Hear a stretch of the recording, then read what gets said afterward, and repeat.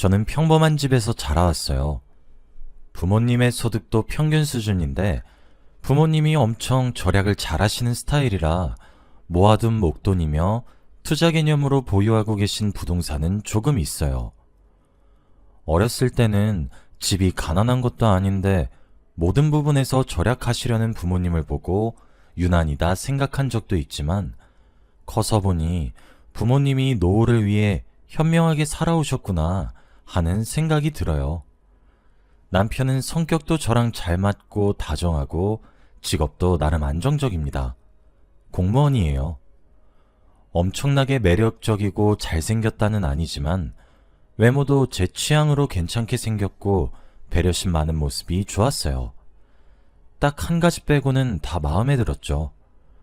바로 남편이 과할 정도로 돈을 아낀다는 거였는데요. 앞서 말했듯 저희 부모님이 절약하는 차원이랑은 조금 다른 방식이에요. 저희 부모님은 아낄 수 있는 부분을 아끼고 합리적으로 소비하려는 방식이 강하다면 이 사람은 돈 계산을 너무 칼같이 한다는 게 문제랄까요? 연애 때도 그랬습니다. 만난 지 얼마 안 됐을 때 일이었어요. 데이트를 하려고 식당에 갔는데 보통 돈 없는 학생도 아니고 그 나이 때 사람이 아는 사람 소개로 만나서 데이트하는 거면 한쪽이 전부 계산하거나 번갈아 가면서 계산하는 게 일반적이잖아요. 저는 그동안 연애해 오면서도 데이트를 할 때 대부분 남성분들이 먼저 계산해 주셔서 이번에도 별 생각이 없었습니다. 식사를 마치고 나서 제가 화장실 다녀온 사이에 그 남자가 먼저 성큼성큼 카운터로 가길래 아, 이번에도 그런가 싶었습니다. 그래서 저는 나중에 카페 가면 커피값은 내가 계산해야겠다 생각했죠. 그런데 계산이 다 끝난 줄 알고 제가 카운터를 지나쳐 출구로 나가려고 하니까 그 사람이 절 불러세우더군요. 혜연씨, 어디 가세요? 계산 아직 안 끝났어요. 알고 보니까 그 남자가 먼저 가서 딱 반을 자기 카드로 계산하고 나머지 반은 제가 계산하러 오길 기다리고 있는 거였어요. 계산대 앞에 서 있는 점원한테 어찌나 창피하던지. 이런 일은 처음이라 계산 끝나고 그분께 앞으로는 먼저 전부 계산하시면 제가 돈을 나중에 송금해주겠다고 하니 알겠다면서 그럼 앞으로는 그렇게 하자고 하더군요. 또 하루는 자기한테 영화표가 있다며 저더러 영화를 보러 가자 하더군요. 제가 딱히 좋아하는 장르의 영화는 아니었지만 영화표가 있다고 하니 데이트 겸 그냥 군말 없이 따라갔습니다. 예의상 팝콘은 제가 사겠다고 하고 예매권을 뽑기 전 미리 팝콘을 사는데 남자는 팝콘이며 나초며 세트도 여러 가지 시키더라고요. 영화 보는 사람은 2명인데 세트에 딸려 나온 음료만 4개였습니다. 다 먹을 수 있겠냐는 제 말에도 두고두고 먹으면 된다고 정 안 되면 집에 들고 가서 먹으면 된다고 하더라고요. 그리고 그 남자가 예매권을 뽑을 동안 옆에서 기다리는데 그 남자가 갑자기 제게 손을 내밀더라고요. 뭔가 싶어서 영문을 모르겠다는 표정으로 쳐다보니까 자기 영화표는 있는데 그게 1인용이라 제 건 따로 예매해야 한다더군요. 그러니까 영화값 달라는 의미였죠. 어이가 없었지만 카드를 건네고 그날은 찝찝한 기분으로 영화를 봤습니다. 제 영화값도 자기가 반반해준 것도 아니었어요. 덕분에 저는 그닥 보고 싶지도 않은 영화를 제 돈 주고 게다가 저는 먹지도 않을 팝콘이며 나초며 다른 것까지 사게 됐죠. 뭐 이것까지는 괜찮았습니다. 그다지 큰 돈도 아니고 어른인데 애처럼 이런 걸로 속상해하는 것도 아니라고 생각했거든요. 그 사람이 과하게 돈을 아끼는 경향이 있기는 했지만 그거 말고는 좋은 남자친구로 제 곁에 있어줬기에 저는 그 남자와의 연애를 계속 이어갔습니다. 뭐 계산할 때나 조금 껄끄럽지 그 외의 상황에서는 너무 잘해주니까 그냥 모르는 척 눈 가리고 아웅했던 것 같아요. 하루는 친구들이 제가 새로 남자친구를 사귄 걸 알고 한번 소개해달라며 떼를 써서 남자친구에게 허락을 받고 같이 제 친구들이랑 밥 먹는 자리를 만든 적이 있어요. 별로 좋아하는 눈치는 아니었는데 그래도 어색한 자리에 나와준 남자친구에게 고마웠죠. 그때 하필이면 친구들과 오랜만에 만나기도 하고 제 생일도 겹쳐서 좀 비싼 한우집에서 친구들이랑 만나게 되었습니다. 제 생일이기도 하고 다들 축하하러 모인 자리라 계산은 내가 해야겠다 생각하는데 남자친구가 이미 계산했다는 거예요. 그 얘기를 듣고 친구들도 오 하고 남자친구에게 잘 먹었다며 감사 인사를 하고 저더러 남자 잘 만났다며 축혀서 헤어졌죠. 저는 남자친구의 의외의 모습에 조금 놀라기도 하고 감동도 받았습니다. 친구들과 헤어지고 그날 밤 씻고 나와서 핸드폰을 확인하는데 남자친구에게서 연락이 하나 와 있더군요. 뭔가 싶어 확인해보니 고깃집 결제 내역을 저한테 보내면서 총 57만 9,850원이 나왔는데 자기랑 반반해서 28만 9,925원 보내주면 된다고 하는 겁니다. 제가 당황해서 아까 자기가 산다고 하지 않았냐고 물으니까 그때는 제 친구들 다 있는 상황이라 제 기세워주려고 했던 말이고 계산은 철저하게 해야 한다고 말하는 겁니다.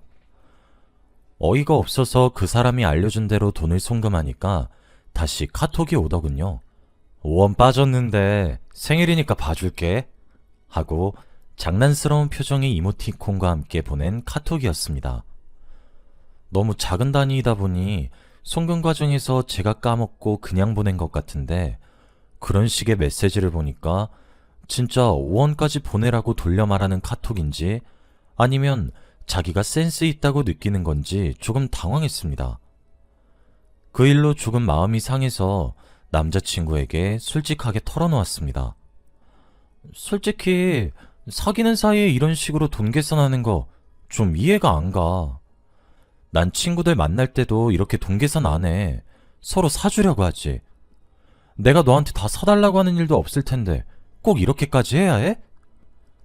제 얘기를 가만히 듣던 남자친구가 그제야 입을 열더군요. 남자친구는 진지한 얼굴로 제게 자기 집안 사정을 털어놓았습니다. 사실 나 어렸을 때부터 우리 집이 좀 많이 어려웠어. 지금도 그렇고. 그래서 없는 집에서 자라다 보니까 돈에 집착하게 되고 욕심이 많아진 것 같긴 해. 앞으로는 조금 더 신경 써볼게. 알고 보니 남자친구는 어려운 집에서 자라며 가난 때문에 살아오면서 서러운 일이 많았었나 봐요. 솔직하게 자기 사정을 털어놓으며 씁쓸한 표정을 짓는데 제가 괜히 남의 아픈 상처 건드렸구나 싶어 도리어 미안해졌습니다. 풀 죽은 남자친구를 달래면서 괜찮다고 그런 일이 있었는 줄은 몰랐다고 말해주고 그날 일은 그렇게 마무리됐습니다. 그런 사정이 있다는 걸 알고 나니 돈 문제로 남자친구와 언쟁을 벌이는 건 일부러라도 피하게 되었습니다. 좋게 말하면 제가 이해하기로 마음먹은 거고 나쁘게 말하면 그냥 포기한 거죠. 아무튼 그 후로도 남자친구와 오래 사귀어오다 보니 슬슬 결혼 얘기가 나왔습니다. 뭐 남자친구의 계산적인 성격이 마음에 걸리지 않았다면 그건 거짓말이었지만 좋게 생각해서 어차피 한 가족이 될 거면 둘이 합심해서 돈 모으는 데도 좋을 거고 워낙에 꼼꼼한 성격이니 그런 건 저도 남자친구에게 보고 배울 점이라고 생각했습니다. 결혼 얘기가 나오면 남자친구의 계산적인 성격은 빛을 발하더군요. 뭐 저도 결혼은 확실하게 계산해서 하는 게 나중에 시댁 등살이나 뒤탈이 없겠다 싶어 동의했습니다. 둘 다 모아둔 돈이 넉넉하지는 않아서 어쩔 수 없이 신혼집을 구하는 과정에 저희 부모님 지원이 있었습니다. 결혼식 규모도 작은 마당에 예단 예물도 구시대적이니 그냥 생략하는 게 어떨까 싶어 남자친구에게 말하니 자기 엄마랑 얘기하라고 해서 예비 시모에게 제 의견을 전달하니 펄쩍 뛰더라고요. 아무리 집이 어렵다지만 예단 예물을 생략하는 건 그쪽에서 지금 우리 집을 아주 우습게 보고 있는 거 아니냐며 무시당하는 기분이라며 성을 내시더라고요. 결국 가구며 식장이며 결혼 비용은 반반을 해놓고 예단 예물은 또 저희 집이 부담하는 웃기는 상황이 되었습니다.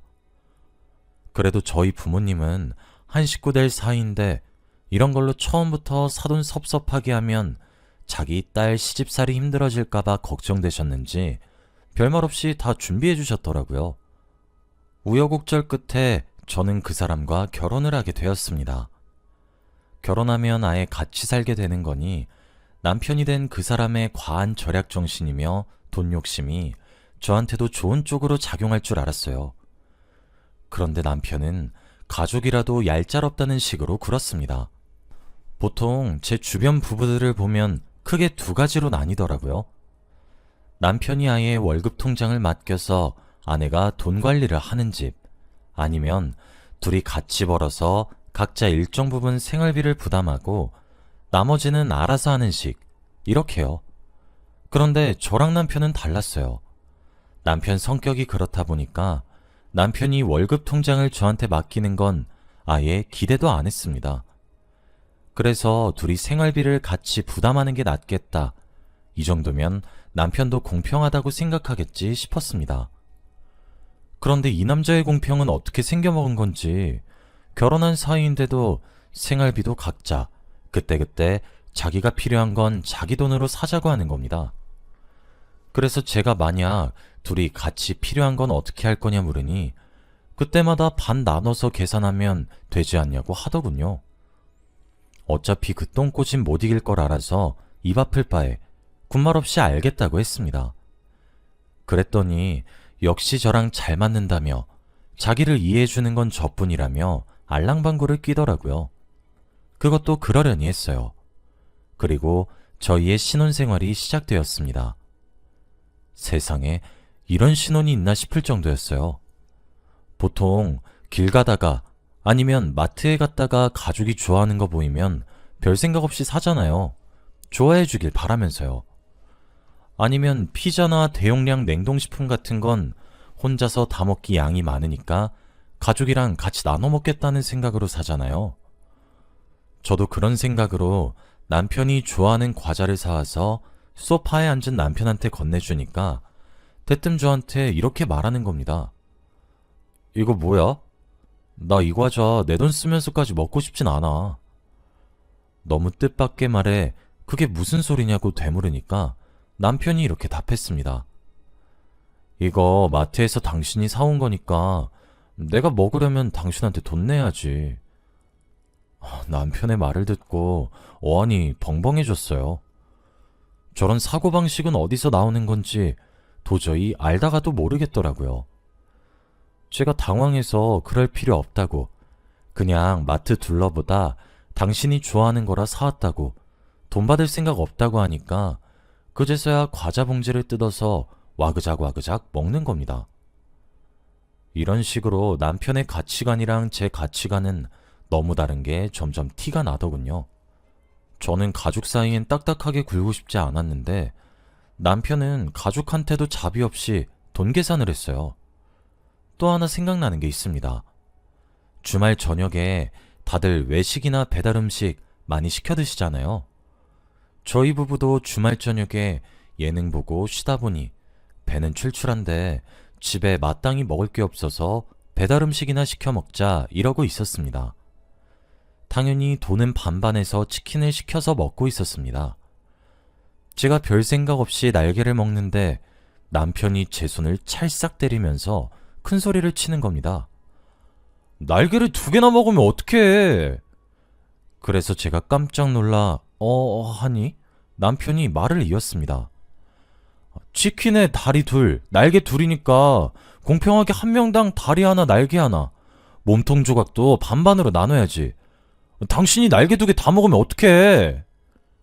그래요. 이 남자는 반반 하다못해 치킨 조각도 똑같이 반반을 해야 직성이 풀리는 남자였습니다. 근데 솔직히 이해할 수 없는 게 제가 다른 사람들보다 입이 짧아요. 그래서 치킨도 그렇고 다른 음식도 같이 먹으면 조금 먹고 배불러서 더 안 먹거든요. 남편과 음식 먹을 때도 늘 그런 식이어서 제가 음식을 일찍 남기고 나면 돈은 똑같이 내놓고 자기는 은근슬쩍 제가 남긴 것까지 다 먹어치우는데 이런 식이면 자기가 그렇게 주장하는 각자 반반하자는 신념에도 어긋나는 거 아닌가요?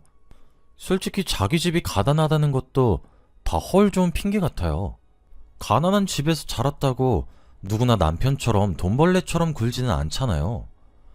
이렇게 비교하는 게 오히려 가난한 환경에서도 열심히 사시는 분들께 신뢰 아닌가요? 가정 환경을 떠나 그 나이 먹고도 돈에 병적으로 집착하고 계산적으로 구는 건 본인의 문제죠. 차마 쪽팔려서 친구한테는 말 못하겠고 가끔 친언니에게 전화로 이런 일이 있었다고 남편 얘기를 하면 친언니는 경악하면서 세상에 무슨 그렇게 쪼잔한 남자가 다 있냐며 놀라더군요. 연애 때는 왜 말 안 했냐며 그런 남자인 줄 알았으면 자기 여동생이 그런 취급받으면서 결혼 생활하는 거 극구 반대했을 거래요. 그래도 이미 결혼해버린 거 이런 사소한 문제로 이혼까지 가는 건 좀 아닌 것 같아서 한동안 그냥 상황을 지켜보고 있었습니다. 하루는 부부 동반으로 남편을 소개해준 선배 부부와 함께 식사하는 약속이 있던 날이었습니다. 남편을 소개시켜준 회사 선배의 남편분이 제 남편의 대학 선배라 저희 결혼식에도 참석했었죠.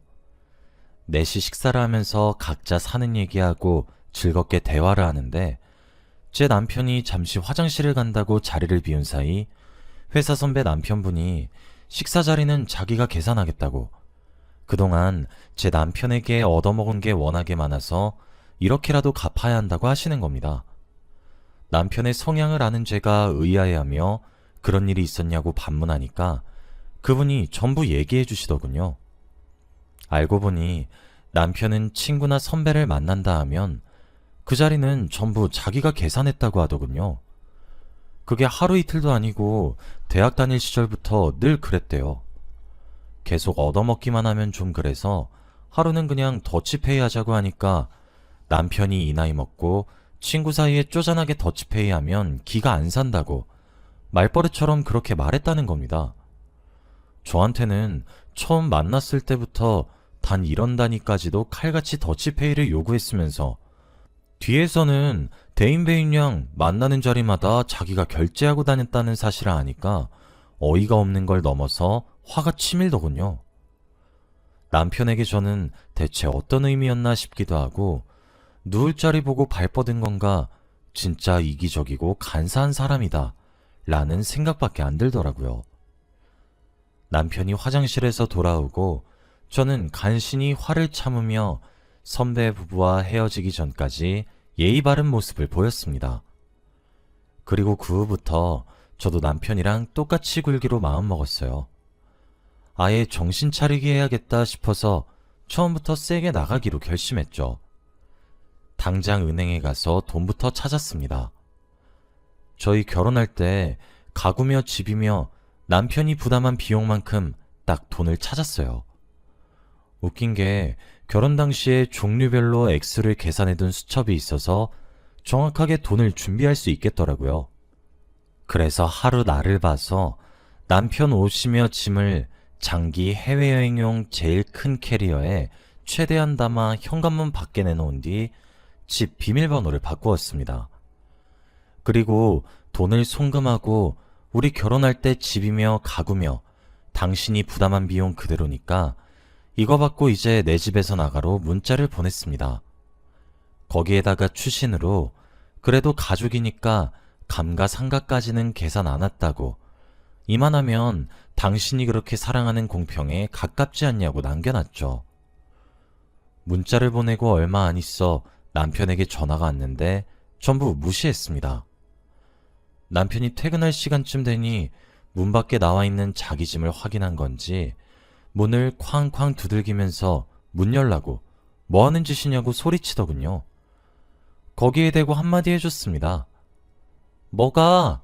당신 공평 좋아하잖아. 나는 딱 이 집에 당신이 차지하고 있던 몫만큼 돈 보내줬으니까 불공평한 거 없어. 나머지 짐은 차근차근 붙여줄게. 제 말을 듣고는 화를 내면서 소리치는데 그래봤자 저는 집안에서 TV나 보며 신경 끄고 있으니 어느새 알아서 조용해지더군요.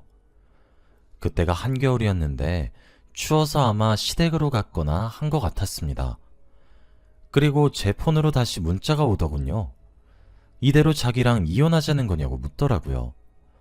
거기에 대고 천연스럽게 아니라고, 이혼할 생각은 앞으로 당신이 처신 어떻게 하느냐에 따라 달라질 거라고 하고, 그동안 그놈의 공평 논리로 돈 아끼고 그 돈으로는 친구들 사이에서 기세우니까 좋았냐고 보내주었습니다. 그러자 바로 전화가 와서 어떻게 알았냐고 묻더군요. 선배 남편이 곤란해질 걸 생각해서 사실을 알게 된 경위에 대해서는 대충 얽어부렸습니다. 당신 반반 좋아하잖아. 그래서 내가 더 많이 부담했던 불공평한 결혼은 당신이 견디지 못할 것 같아서 그랬지. 이참에 시댁 가서 예단 예물도 다시 달라고 할까봐? 그건 반반도 아니었는데 당신은 어떻게 참았대? 말이 좋아 반반이지. 그냥 지 돈 아끼려는 수작인 거 모를 줄 알았어? 아무튼 집도 지분으로만 따지면 우리 부모님 지연이 절반 이상이니까 당신 논리로 따지면 살 자격 없지. 집값 절반 마련해오면 문 열어줄게. 돈 열심히 모아. 일부러 열받으라고 순진한 말투로 약을 올리니까 남편도 전화에 대고 뭐라 하더군요. 굳이 들을 필요 없다고 생각을 해서 그냥 끊어버렸습니다. 며칠간은 자기도 화가 났는지 딱딱한 말투로 비밀번호 알려달라, 자기랑 진짜 따로 떨어져 살 생각이냐 등등 문자가 여러 개 왔어요. 그런데 시간이 지나도 제가 입장을 바꿀 생각이 없다는 걸 알자마자 꼬리를 내리고 저 자세로 나오더군요. 여보, 미안해. 그동안 얼마나 서운했을지 다 알아. 앞으로는 나도 달라질게. 한 번만 기회를 줘. 부탁이야. 그래도 부부인데 어떻게 따로 떨어져 살아. 일단은 남편이 진심으로 자기 행동을 돌아보는 듯한 눈치처럼 보여서 남편 말대로 기회를 줘보기로 했습니다. 제가 아예 월급 통장을 맡기라는 조건을 걸었는데도 오케이 하더군요. 다행히 한번 호되게 당해보고 나니 효과가 있었는지 남편도 전보다는 훨씬 나아졌어요. 가끔 예뻘은 나올 때도 있었는데 그때마다 제가 따로 살고 싶냐고 주의 주면 다시 정신을 차립니다. 저한테 용돈 받고 사니까 오히려 돈 욕심에서 벗어난 것 같다고 자기도 이제 불만 없대요. 앞으로 어떻게 하느냐에 따라 또 달라질 수 있지만 아무튼 겨우 저희 부부도 다른 부부처럼 정상적인 모습을 되찾아가는 것 같아요. 여러분은 사랑하는 사람에게 인색하게 굴지 마세요. 괜히 인색하게 굴었다가 아예 사람이 떠나게 될 수도 있습니다. 저의 사연 들어주셔서 감사합니다.